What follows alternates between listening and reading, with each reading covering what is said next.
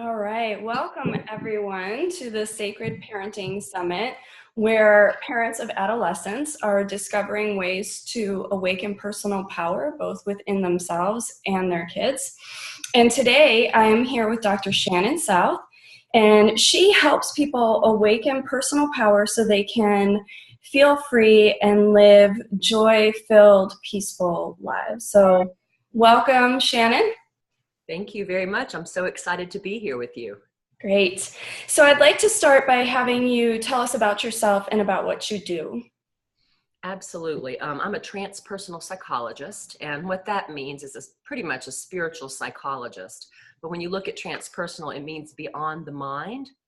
So as parents, we know how this goes. You have to get beyond the thinking patterns to actually tune into your child to find out what really needs to happen, right? Because if we stay in our thinking mode, we may make more mistakes because we go into those, we should do this, we should do that, we should whatever. So anyway, with transpersonal work and with my clients, we get to tune in to what we really know and tune in to beyond the stories and the conditioning and the training that we get brought up with, and tune into what's really as accurate as we possibly can for that situation, right? So we try to just honor that presence, that sacred presence, that creative intelligence within us. And it's an awesome thing because I get to see clients go do these things and break big patterns by doing that. And it's just a very beautiful thing. I feel very lucky to do what I do. So thanks for asking. Yeah, thank you. So what initially got you interested in transpersonal psychology? Right. Good question. I had a meltdown, a breakthrough, whatever you want to call it, when I was in my 20s, where I had a panic disorder and I couldn't drive, I couldn't sleep, couldn't function. And I was trying to function, but the coping skills that I had were not effective. And so I just got into meditation. And that broke me out of the traditional psychotherapy model. It just kind of blew me out of the normal things we had learned in our, training as psychotherapists and training, and all those things are great too. But it just took me to another level, and I started doing meditation regularly, and it helped me get off. I was on medication at the time because I couldn't function without it. I couldn't sleep, and it helped me get beyond my, help my body catch up, I guess, with what my divine intelligence knew to be true, which was that we can heal ourselves. And we can move into this amazing consciousness that helps us on a daily basis. And, it's a challenge. We forget and then we remember, and we forget and we remember. But it just changed everything. And then I became very obsessed with understanding what this energy was that helped heal me. And I wanted to know more about it. And then I went and got my doctorate in transpersonal psychology with Dr. Norman Shealy and Carolyn Mace. She's a writer and a speaker, and he's a holistic physician, an amazing person. So it was a wonderful organic process, thank goodness, because I couldn't be teaching what I teach without having had that experience, I don't think. So yeah, that's amazing. It sounds like that really transformed your entire life. And it created everything. It just blew me into my mission, and it was a breakdown, but it was really a breakthrough, like many of our breakdowns we have. Are really breakthroughs. So breakdowns are there for a reason. Yeah, absolutely. So I trust those breakdowns more now. Yeah. So I'm wondering, since we're talking about the teenage years, what were your teenage years like? And if you could go back and tell yourself something or tell your parents something, what would that be? Oh, that's a really good question. I had a very loving family. They loved me to pieces, but they were very in odds with each other, my parents. So they were very, very, very different. My dad was all the things that you shouldn't do, and my mom was all the things you should do. And literally, it was that kind of that far apart. And so there was always this inconsistent message that I received, and it was very, very hard for me. So I think I decided, screw you guys, I'm going to figure it out myself. You know what I mean? I was kind of like, I don't need you. I don't get you. You don't get each other. I'm out of here. So I think in my teenage years, I became a little too big for my pants, really. I think my dad called me too big for my britches. And and really took on way too much, got thrown way too far out there in things that I could not navigate, that I could not handle, and got, pretty beat up by that. So I think what I saw, was thinking about one of your questions you were curious about. And one of the things I would have loved is to have that container to where I could come back and explore some of these big things that I was running into and talk about them and be held in that without it being a fight or without it being a big splitting of the forces in the house, right? So, or some big argument. But I knew I was loved, so that was a very helpful thing. So in the midst of it all, they both love me, and that was helpful. But in terms of just the wisdom and the guidance, that fell short because of the conflict and the different messages. So it was a tough teenage shooting out of the nest for sure. Sounds like it. And actually, I'm glad you brought this up because I have worked with kids who have that same polarized parenting. And it can be really, really challenging. And I think sometimes parents think that if they're doing the right thing, or if they're nurturing in this way, or if they're setting rules in a particular way, that they're balancing each other in a sense, or making up for what the other parent isn't doing. And oftentimes that's not the case, and the kid is just like torn between the two. And it's a reminder, I think, for parents to, whether you're together or you're not together, to come together for the sake of the child, for the purpose of parenting. It's really important to get on the same page. Super important, because they're so crafty and smart and interesting as teenagers and middle schoolers, and they need some things that are just really simple and consistent. We can't do it all, but some solid things, like that are just really simple. I think the lady came and spoke. She wrote a book called Untangled. She's a psychologist, and she said that we need the edges of the pool. Like, we're the edges of the pool, and they need to be swimming, but they need to come back and not find a different edge every time, right? Right. Then they're like, right? So they need to have some kind of sense of where the edges are, so that they can bounce into those and feel secure by those, but then go exploring. Absolutely. And I think people are very clear, or more clear on that for young children. And it's still true even as your children get older. Totally. And it has to be approached differently as they get older, because they're a different animal. Right. And that's why we're here talking about it. So I'm wondering, how did your experiences growing up prepare you for being a parent, and what were you not prepared for? Oh boy. I don't think I was prepared for the intensity level that children would bring.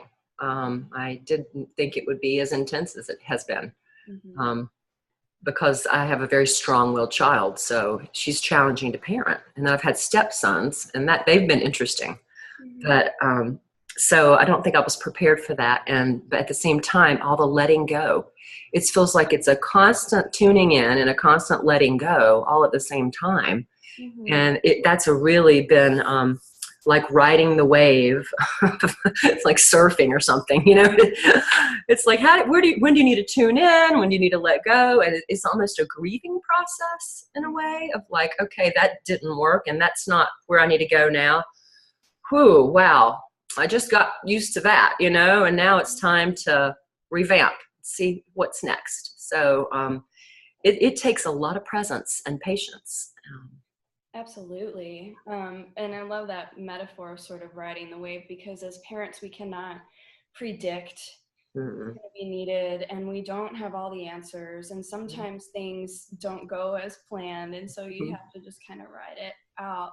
Totally. I think, a key thing related to the intensity of parenting that I've realized through being a parent is, in any relationship, your own stuff gets mirrored back to you. But it happens even more intensely when it's your kids. Good point. You're confronted with your own issues and your own stuff, because they're really just innocent in things. You're the parent and having to guide them. And so sometimes we see parts of ourselves that we weren't prepared for or didn't want to see. But Absolutely. I think that's such a wonderful opportunity to transform ourselves, to learn and grow, and take that the act of parenting and use it as an opportunity for self-development. So I'm glad that you brought up the intensity. I agree 100%. If I've learned more as a parent probably than any role I've ever played, Mm-hmm. in terms of where my edges are and boundaries, and um, where I stand on certain things and those kind of things. Absolutely.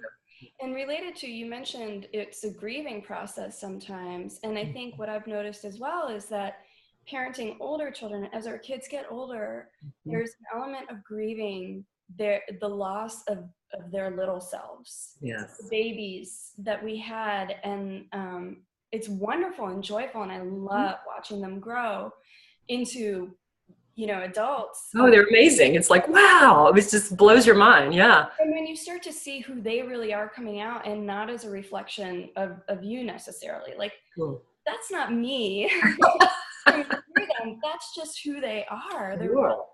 It's like, wow. becoming their own unique person. That's so cool.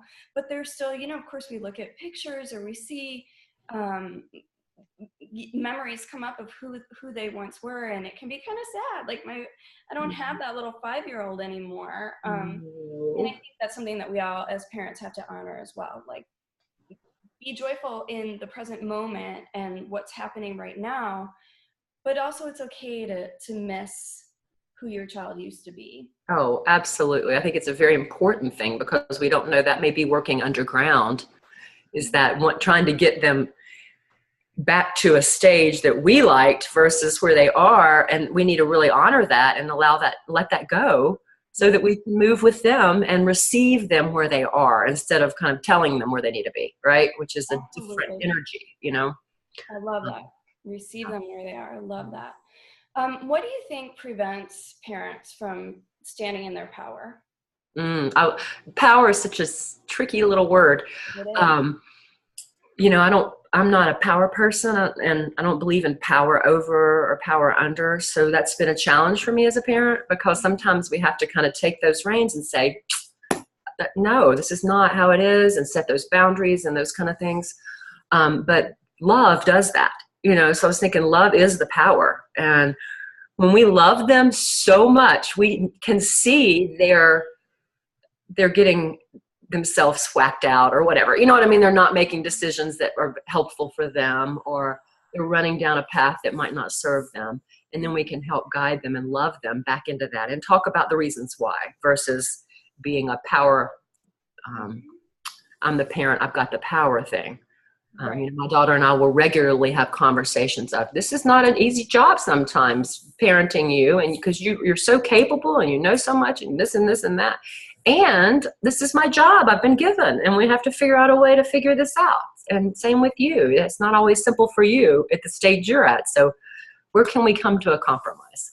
And sometimes it's just like, I'm sorry, we have to agree to disagree. That's just how it is. Absolutely. And they have their emotions about that, and then they're fine. They actually, I think, appreciate that on a certain level, even if they don't say it. They may pitch a fit or whatever, but they appreciate that Yeah. So I space think holder. it sounds like maybe the way that we conceive of power is part of it too, because for me, it's not domination over Yes. something. It's just Yeah. authentically coming into myself and feeling confident and capable. And so, Absolutely. Absolutely.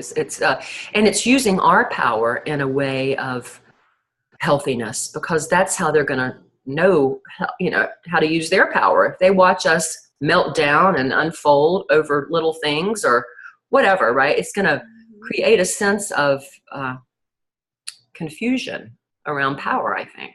right. And of course, there would be times when we melt down. We're tired at night or whatever, right? We're just like, I can't take anymore. But I think that sense of knowing that we can come to our center and that they can draw from that if they need it, Mm-hmm. when they're ready, on their timing, that is like a sense of power that they can pull from when they're feeling unstable. Oh, absolutely. I love that. Yeah. So I know that you help your clients deal with stress. Mm-hmm. and tap into joy Mm-hmm. and happiness to find that, I guess. Mm-hmm. How do you do that? How do you help parents or people in general just manage that intensity? Yes. Well, it feels like intuition is a huge piece of this, because if we can recenter ourselves in that still quietness inside, then Mm-hmm. that is always a place of truth that we can come from. And then it makes us feel more confident that we're at least doing what feels the most right for us Mm-hmm. and most right for the child. And sometimes we don't know. I often say to my kid, I don't know. I need to think about that, when I'm or caught off guard or something.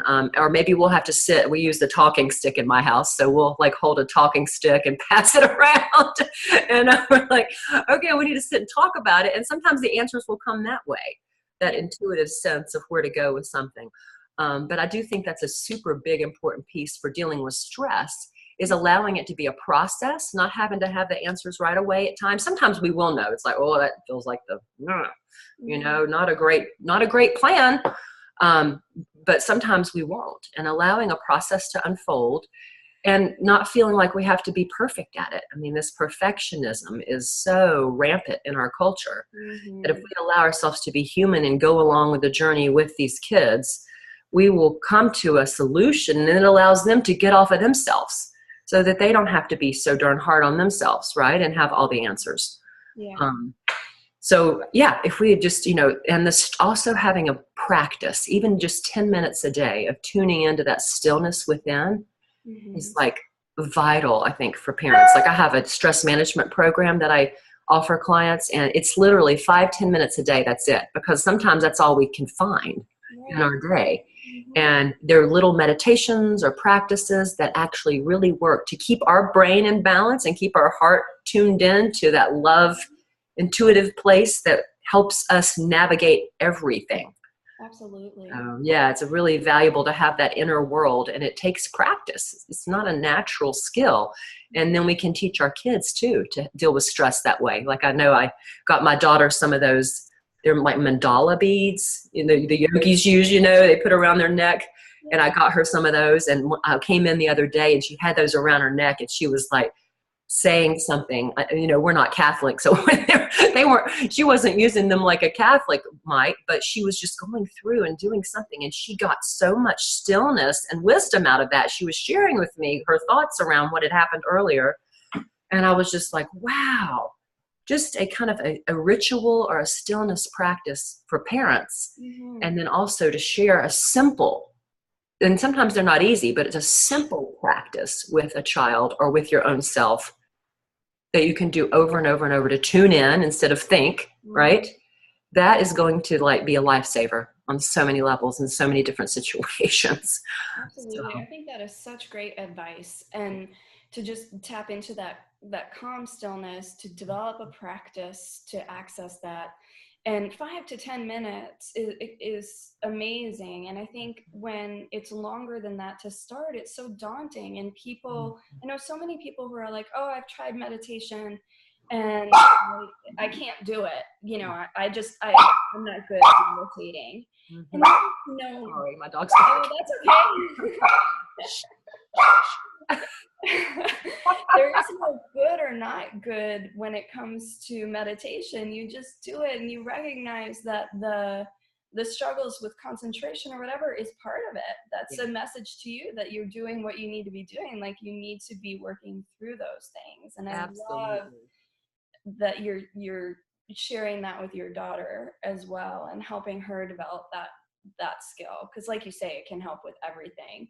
Well, I often think I'm not going to be here forever, and she needs to be able to tune into herself. Like that is like something that I feel strongly that I need to let her know about herself, is that Yes. she is full of joy and love and wisdom and divine intelligence, and she truly can get that information for herself. And that I want her to know that more than anything in the world. Hmm. Yeah, then she's good, and no matter what life throws at her, she'll be equipped to manage it and handle it. She's going to be okay. Yeah. And not pushing her. I taught her to meditate years ago, and she did it for a while, and she's over it now.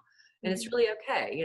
Like let her, she can come back to it. They talk about meditation like glass. She thinks it's glass. It's really a diamond.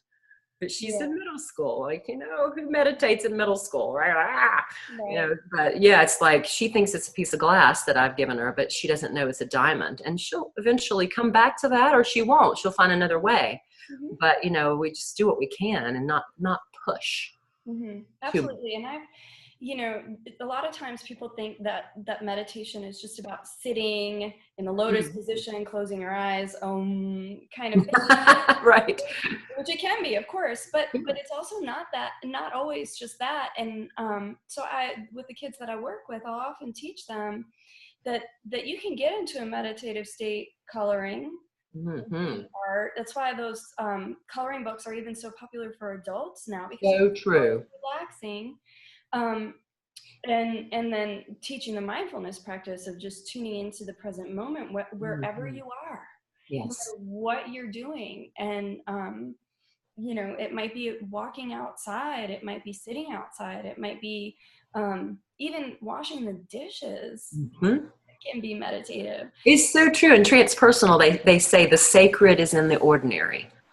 So yeah, if we can bring them off the gadgets and into their bodies and into their present moments, that's a massive gift for the rest of their lives, because they're going to have 1,001 distractions, and so do we.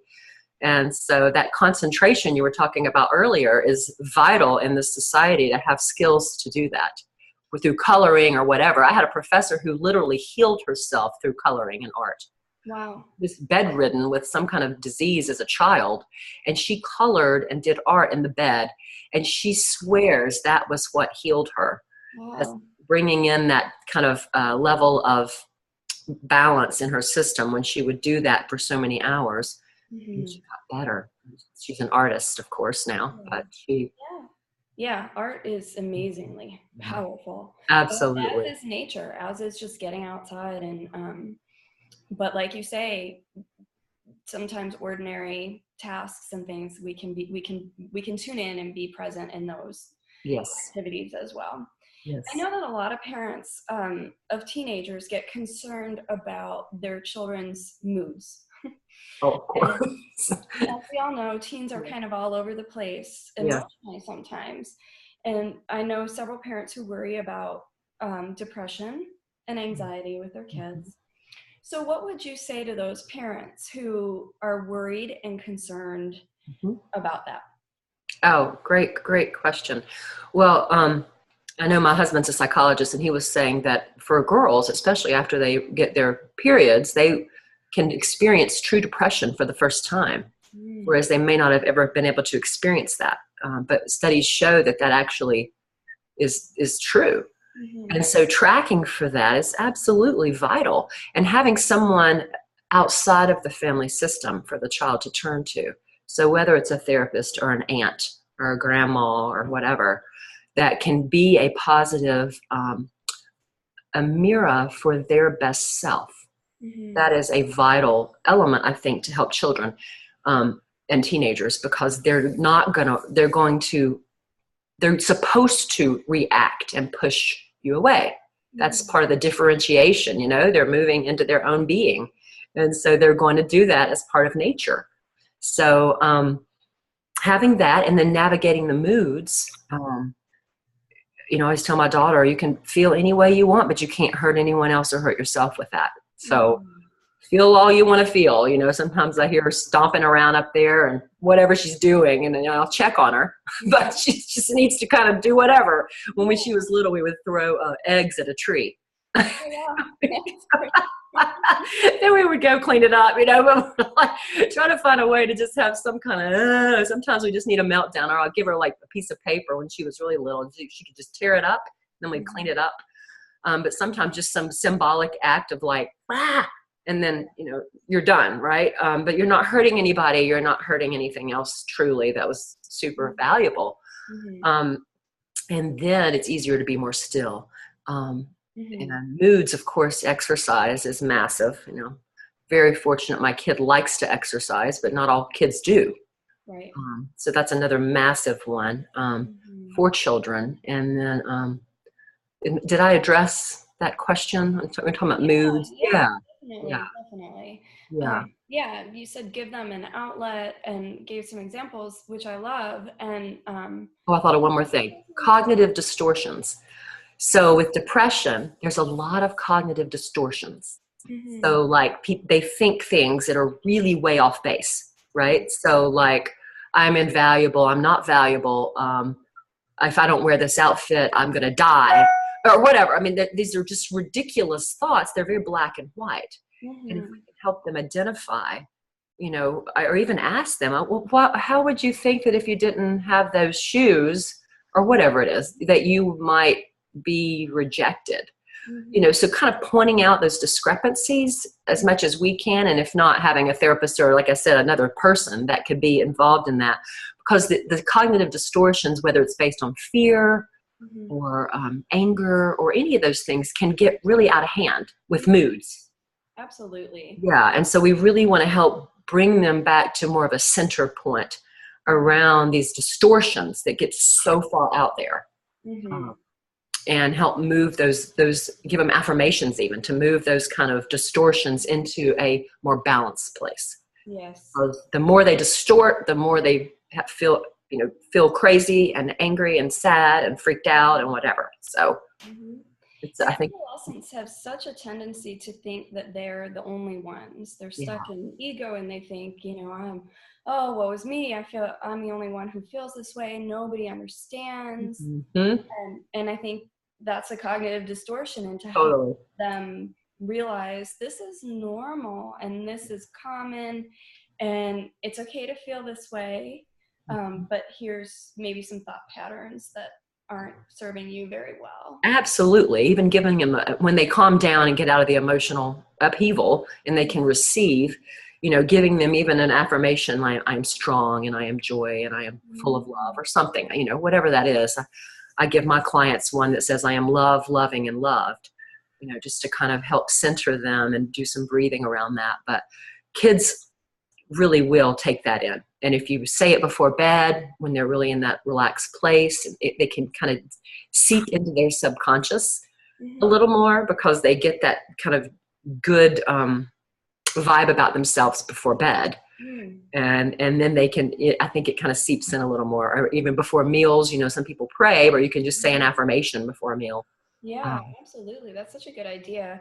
And I've actually recorded affirmations on my phone to nice. just listen when I'm driving or Uh-huh.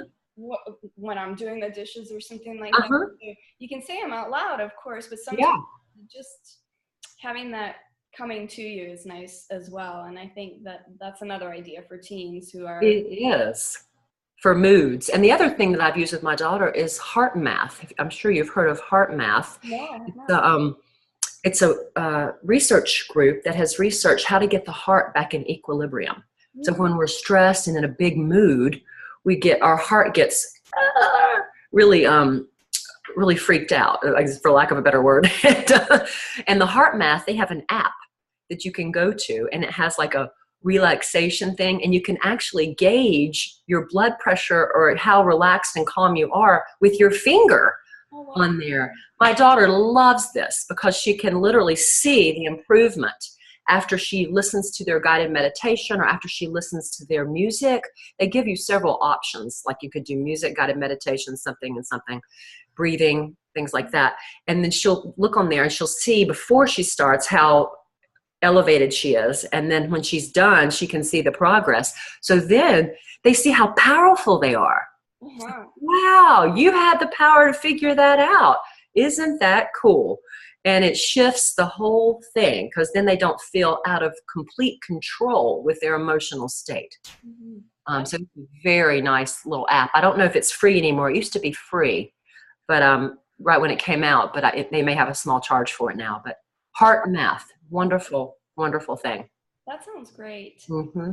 So, related a little bit to what we were saying in regard to teen moods, I know many parents who feel hurt. um, Oh. by their teen's behavior. Yeah. Their darling child who used to be so sweet and they used to get along great suddenly is mean to them. Yeah. So what do you say to that parent who's really struggling with, like, she treats me like garbage and I can't handle it? Absolutely. Well, there's two sides to that. When they're in their serious emotional state, then that's definitely a place not to take personally. But it's also very important to get out of the room when the bear comes out of or they're falling apart and they're insulting, blaming, shaming, you're the worst parent, whatever they're doing. I hate you, whatever they say. It's very painful. So do not take that in. That is like, it's almost self-abuse to sit and take that. And so, I would advise any parent to get away. I'd be happy to come back, or I'd happy to talk with you when you calm down and when we're not hurling insults. And just point it out, set a clear boundary and leave, and then come back. And some kids are challenging around it. They don't want to be left, but they want to still hurl insults, right? So sometimes that's not an option. Yeah. Yeah, I love that. Just remove yourself from that situation. And Absolutely. take it personally. That's part of the process of growing up. Kids go through that. And I think something that happens with parents of teenagers a lot is there's a bit of shame that comes in when these kinds of things happen, and they feel like they've done something wrong as a parent, or they're ashamed to tell other people that they're dealing with this. Yeah. Not always, but often. Sure. Or they feel like it's a reflection Yes. of them as a parent. And Right. it's really not. No, it's just called drama. It's the blame and shame drama triangle, when we're seeing it in action in our kids, and like, the more I continue to point out to, I say, no blame, no shame. And, they can't do that at that age. They're going to do blame and shame. And we still we still have to work with our own blame and shame, right? Yeah. But getting beyond blame and shame and having a conversation beyond that. And anytime it's blame and shame, know that it's nothing to take in, or actually that's too black and white. I apologize. Anytime it's blame and shame, if there is a grain of truth in it, then that's something you can take back. I mean, I know many times I've said, you know what? That's exactly right. I think you were correct around this. However, the way you expressed that just was not helpful at all, right? Absolutely. So we can empower them at the same time as we could say, hey, and that really hurt the way that went down. So can we do a redo? I often say that to my daughter. Let's do a redo, because it's not, that didn't feel good. Yeah. And so I'll give her a chance to repair it, because repair goes eons, it goes miles. Okay. And then we'll have a discussion and I'll say, that's the way we want to do it. So we practice. And when you're doing that, you're teaching them also self-advocacy. Like, yes, this is what's not okay. Don't let people treat you like that. Absolutely. Because we want them to know if we have done something, we've crossed the line in a way that we were moody and we said something we didn't mean to say, that you're right, that came out as sarcasm, and that wasn't the way to handle that. Mommy was wrong. No. Whoops. Yes. And I think so many parents are afraid to admit that. They feel like they have to be authoritative and get it right all the time. And the fact of the matter is, we're all human. Yes. We make mistakes, and by modeling making amends for that, we're teaching our kids how to get along with others and have successful relationships. And that's totally, it's so important, because if we get harder and they're trying to bloom, they're like these little lotus flowers, they're trying to bloom their petals. If we get harder, sometimes we rain down and destroy something. Mm-hmm. So if we can just notice that, if we get softer and more deep, not to the point of despair and beating ourselves up and wanting to jump off a cliff, not like that kind of, but if we can get to a little softer, sometimes that is stronger, sometimes there's a strength there that we're modeling that can really, really be powerful. Absolutely. It takes a lot of courage to be vulnerable. Absolutely. That's not weakness. That is strength. Yes. It's a form of strength that we want them to know. Yes, I agree. So I'm wondering now, you are offering viewers a gift, and I'm wondering if you can tell us about that, please. Oh, I'd be happy to. I wrote a book called Time for Me, From Stressed Out Mom to Joy Magnet in 3 Simple Steps. And it's really just a reflection of the 3 steps I use with clients in a more general way to kind of help them move from stress to joy. But it's also, little snippets of times when there was a stressful situation and how to navigate that, and things that worked, and things that came together nicely without even me knowing that they would, So, but how to kind of get through the process. You were talking about earlier, this process of being a parent and this process of staying tuned into your child in a way that's loving and healthy. And that makes us feel better. We're so sensitive as parents to our relationship with our children, and we want to stay tuned into them the best we can. Mm-hmm. So I'd love to offer that to people listening. And if they would like to have that ebook, they're welcome to just go to my website, drshannonsouth.com, and contact me and say, yes, send it, and I'll just send it right over to them. So wonderful. Thank you so much. And we absolutely will offer a link through this Sacred Parenting Summit as well, so that great. viewers can access that directly. And my videos are on there as well. I'm sorry, I meant to tell you, I did these little videos, little snippets of videos for little meditations, little exercises that parents could do also to deal with stress. And those are on my website, and they're free. Oh, wonderful. Thank you so much. Absolutely. And what is your website? Tell us so that people can... Yeah, it's just drshannonsouth.com. And on those little videos, I mean, they may seem simple, but they're not easy as a practice to stick with. Does that make sense? That makes perfect sense. We need more simplicity to kind of get to that intuitive, still space to help us navigate this ship of parenting. So don't take them for granted, even if they seem simple. Yeah.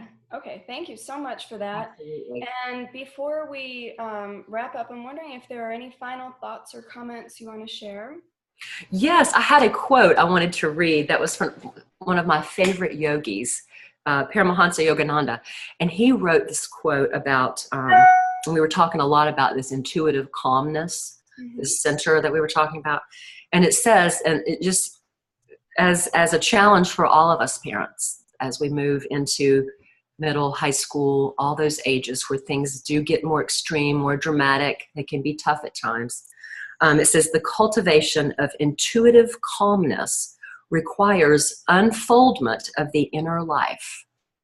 When developed sufficiently, intuition brings immediate comprehension of the truth. Mm-hmm. So, I just love that. When I read it, I thought, yeah, that feels right, because as we stay with our inner truth the best that we can, we're going to feel less pulled and drawn into the moods and the dramas and the intensities of the world and our children and their age. And it's going to be the biggest gift we can give ourselves and our children. Absolutely. I love that. Thank you for sharing it. Absolutely. And I think it's a good reminder when we are confused, when we are overwhelmed, when we don't know what to do, stop, listen to your intuition, because the answers are in there. You just have to know how to tune in and access them. So, we say stop, drop, and meditate. Even 10 minutes, just go to the other room and light a candle and get quiet, or whatever you do, right? Absolutely. Well, it has definitely been a pleasure to talk to you today, Shannon, and I want to thank you again for joining us on this summit. And I encourage people to check out your website and all those amazing resources that you have to offer, because it's really great stuff. Thank you. I so enjoyed being with you, and thank you for this beautiful sacred work that you're doing in the world. It is needed, very, very needed, and I so appreciate you. Thank you, Shannon. Have a great day. All right, you too. Take care.